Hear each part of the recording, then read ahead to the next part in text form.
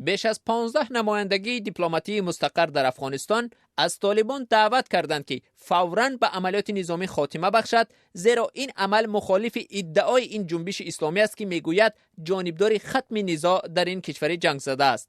روز 19 ایول در کابل هیئت اتحاد اروپا، پیمان ناتو و یک عده نمایندگی‌های دیپلماتی این دعوت را نشر نمودند.